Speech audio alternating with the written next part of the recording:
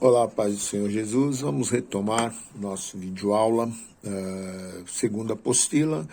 Estamos tratando aqui História da Igreja 1. Paramos na página...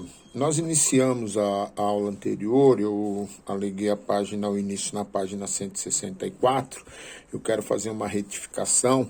Nós iniciamos na página 158 e eu coloquei o final como página 168, na verdade é página 161. Isso se deu porque eu estava tirando o conteúdo da aula da apostila anterior, onde as páginas são diferentes. Tá? Vocês me perdoem. Então, nós fomos da página 158 à página 161, onde nós paramos nos primeiros conflitos com o Estado. Tratamos no final da aula anterior dos conflitos já de início com os judaizantes e com grupos heréticos. Tá? Eu encerrei também dizendo que no próximo vídeo nós entraríamos na patrística, quando na verdade nós permanecemos no conflito com o Estado para encerrar essa matéria, e a patrística é tema de uma outra aula, tá bom?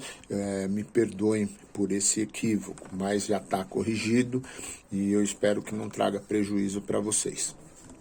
Bem, nós encerramos o primeiro parágrafo na página 161, os primeiros conflitos com o Estado, e no segundo parágrafo nós retomamos no texto que diz: o conflito com grupos heréticos começou cedo na história da igreja, mas ocorreu no nível literário. Esses conflitos eram mais os conflitos escritos. E o Evangelho de João e a Epístola aos Colossenses combatem algum tipo de gnosticismo. No cristianismo surgiram vários apologistas que defenderam a fé cristã de uma perspectiva teológico-filosófica e escreveram suas apologias endereçadas inclusive a imperadores. Justino Mártir, que viveu de 100 a 165, foi um dos primeiros apologistas. Escreveu em 153 uma obra chamada Apologia, que foi dirigida ao imperador Antonino Pio, que governou de 138 a 161, onde ele defendeu o cristianismo contra a perseguição e as críticas pagãs. Mas as perseguições infligidas pelo Estado foram de natureza física e causaram a morte de muitos cristãos. Causaram a morte de muitos cristãos, de milhares, na verdade, durante um período de 2 séculos e meio. A princípio, o cristianismo gozou de relativa liberdade, porque ele era considerado pelo Estado romano como uma seita judaica. Como o judaísmo era amparado por lei, assim também o foi o cristianismo no início.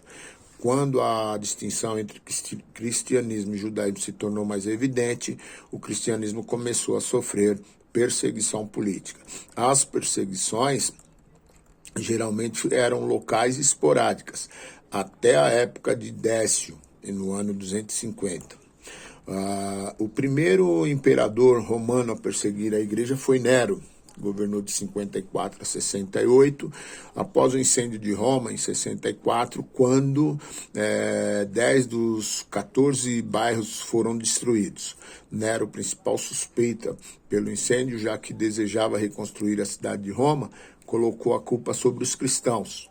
Muitos cristãos foram mortos e provavelmente Pedro e Paulo estavam entre os mártires de Nero. Essa perseguição se limitou apenas à cidade de Roma. Após o imperador Nero, a igreja só voltaria a sofrer uma grande perseguição com o imperador Domiciano em 95. Na ocasião, a igreja foi acusada de ateísmo e, juntamente com a anarquia e o canibalismo, foram acusações comumente usadas contra os cristãos, causando perseguições e milhares de martírios. O sangue dos mártires resultou na multiplicação de novos convertidos, muitos dos quais também conheceriam na pele o alto preço do discipulado.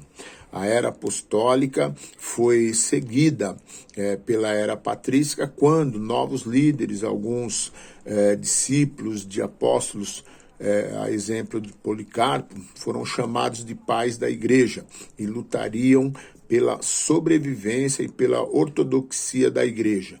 Nesse período, a igreja viu a conversão de alguns filósofos ao cristianismo que seriam defensores da fé cristã ante a filosofia. A sociedade pagã e as autoridades romanas também. A exemplo desses filósofos, Justino. A igreja patrística foi alvo de muitas perseguições que ocorreram esporadicamente no Império Romano. Os mártires foram contados aos milhares, e dentre eles, tanto mulheres como crianças e anciãos foram mortos indiscriminadamente. Mas, apesar de tudo, a igreja enfrentou todas as calúnias, adversidades e perseguições e deixaria um exemplo insofismável do verdadeiro cristianismo para a sua posteridade. Os fatos e a história desse período, chamado patrístico, serão estudados no próximo volume da História da Igreja 2. Que Deus abençoe a todos e prossigamos.